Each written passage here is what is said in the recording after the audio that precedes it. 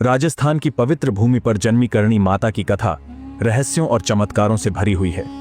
श्री करणी माता की कथा उनके जन्म से पहले की घटनाओं को लेकर कई दिलचस्प और धार्मिक प्रसंगों से भरी हुई है, जो राजस्थान के इतिहास और धार्मिक आस्था में गहराई से जुड़ी हुई है। करणी माता का जन्म इसी भूमि पर हुआ था, जो देवी देवताओं और संत महात्माओं के प्रति गहरी आस्था से जुड़ा है। उस समय राजस्थान की जनता देवी देवताओं को विशेष महत्व देती थी और हर गांव, हर घर में देवी की पूजा होती थी। इस क्षेत्र के लोग सदैव शक्ति की देवी के रूप में मां दुर्गा की पूजा किया करते थे। करणी माता के जन्म से पहले एक प्रसिद्ध कथा बताती है कि उनका पूर्व जन्म माता नरसिंह के रूप में हुआ था। माता नरसिंह एक महान संत और परोपकारी महिला थी, जो हमेशा दूसरों की मदद के लिए तैयार रहती थी। अपने पिछले जन्म में उन्होंने कठिन समय में भूख से पीड़ित लोगों की सहायता की थी।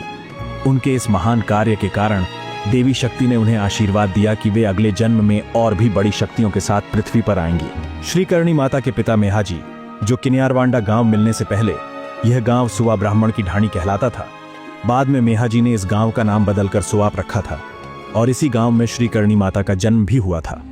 मेहाजी किनिया बाड़मेर के जिले के बालोतरा के पास आरहाना नामक एक प्राचीन गांव के स्वामी माढ़ा आढ़ा चकलू आढ़ी देवल देवी के साथ हुआ था और यह विवाह विक्रम संवत 1422 और 23 के आसपास हुआ था।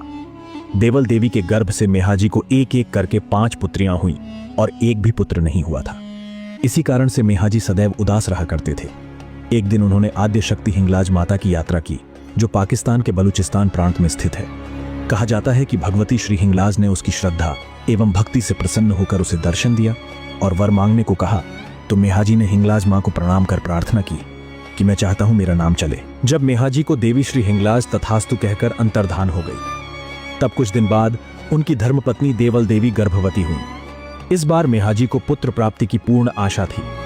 प्रसव काल निकट आने पर उन्होंने देवल देवी की सेवा के लिए 2 दाइयों मोड़ी मूलानी और अक्खा इंदानी को नियुक्त किया, परंतु 10 महीने पूरे होने के बाद भी प्रसव नहीं हुआ।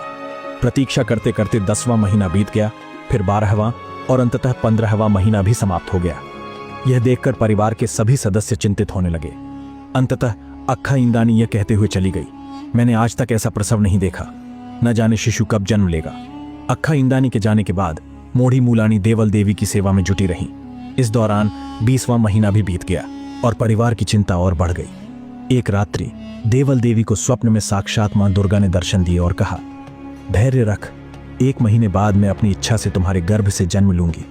अक्खा इंदानी ने मेरी उपेक्षा की है, इसलिए वह पुत्र सुख से वंचित रहेगी, लेकिन मोड़ी मूलानी ने तन मन से मेरी सेवा की है, इसलिए उसे सर्वत्र सम्मान प्राप्त होगा और उसके कहे वचन फलीभूत होंगे। विक्रम संवत 1444 को सुवाब गांव में आश्विन शुक्ल सप्तमी के दिन शुक्रवार को ब्रह्म मुहूर्त में देवल देवी के गर्भ से 21 महीने के बाद लोक देवी श्री करणी जी का जन्म हुआ। श्री करणी जी के जन्म के समय उनकी मां देवल देवी कुछ समय के लिए मूर्छित हो गई और मूर्छित अवस्था में वे साक्षात दुर्गा को देखी, जो असीम लावण्य और रूपवती थी। होश में आने पर देवल देवी को आभास हुआ कि उसे लड़की हुई है। वह कन्या को देखी, जो उसके पास में काली कलूटी चौड़े मुंह की स्थूल देह वाली सोई हुई थी। देवल देवी स्वप्न की बात को भ्रम समझ जाती है। प्रसूति गृह से जब शिशु के रोने की आवाज मेहाजी के कानों में पड़ी, तब उन्होंने अपनी बहन से उत्सुकतावश पूछा कि क्या हुआ, लड़का या लड़की। तो उसकी बहन, जो उन दिनों पीहर आई हुई थी, उसने हाथ का डूंचका देते हुए कहा कि फिर पत्थर आ गया, अर्थात लड़की हुई है। इतना कहना हुआ कि उनकी 5 अंगुलियां ज्यों की त्यों जुड़ी हुई रह गई और वापस नहीं खुल सकी। उस युग में लड़की के जन्म को अशुभ समझा जाता था। पुत्री जन्म को अभिशाप मानने वालों के लिए श्री करणी जी की यह प्रथम दंडात्मक सीख थी, जो आज के परिप्रेक्ष्य में प्रासंगिक है। मेहाजी की बहन द्वारा जो देवी श्री करणी जी का उपहास किया गया, उसका प्रतिफल उसे तुरंत ही मिल गया, लेकिन उनकी बुआ देवी श्री करणी जी का चमत्कार नहीं समझ सकी और अंगुलियों के जुड़ने का कारण बाद ही आना समझ लिया। जन्म के 3रे दिन नामकरण संस्कार हुआ और कन्या का नाम रिधुबाई रखा गया। नाम के अनुरूप ही मेहाजी के घर में रिद्धि सिद्धि बढ़ने लगी। रिधुबाई के जन्म से पूर्व पिता मेहाजी की सांपत्तिक दशा साधारण थी, परंतु उनके जन्म के 7 दिन प्रतिदिन पिता की समृद्धि बढ़ने लगी। विक्रम संवत 1449 और 50 की बात है। उन दिनों श्री करणी जी की बुआ पीहर आई हुई थी। बुआ जी अन्य 6 बहनों की अपेक्षा रिधुबाई को बहुत प्यार करती थी। एक दिन वे रिधुबाई को स्नान करा रही थी। एक हाथ से बुआ उनको ठीक से नहीं स्नान करा पा रही थी। तब रिधुबाई ने पूछा कि आप दोनों हाथों से क्यों नहीं स्नान करा रही है। तब बुआ ने उनके जन्म के समय की सारी घटना सुनाई। फिर श्रीकर्णी जी ने उनका हाथ अपने हाथ में लेकर कहा कि आपका हाथ तो बिल्कुल ठीक है, क्यों बहाना बनाती हो। यह कहना हुआ कि बुआ का हाथ बिल्कुल भला चंगा हो गया। उनके हाथ की अंगुलियां फिर से पहले जैसी हो गई। बुआ का हाथ ठीक होने से उन्हें अत्यंत प्रसन्नता हुई। बुआ ने अपने भाई और भाभी को इस चमत्कार की बात बताई। इस घटना के बाद बुआ ने कहा कि इस कन्या को साधारण न समझे, यह संसार में अपनी कुछ करनी दिखलाएगी। तब बुआ ने कन्या के जन्म के नाम रिधुबाई को बदलकर करणी नाम रख दिया। इस दिन के बाद से रिधुबाई श्रीकर्णी जी के नाम से विश्व विख्यात हुई। विक्रम संवत 1450 की वर्षा ऋतु की एक अंधेरी रात मेहा जी अपने खेत से घर लौट रहे थे।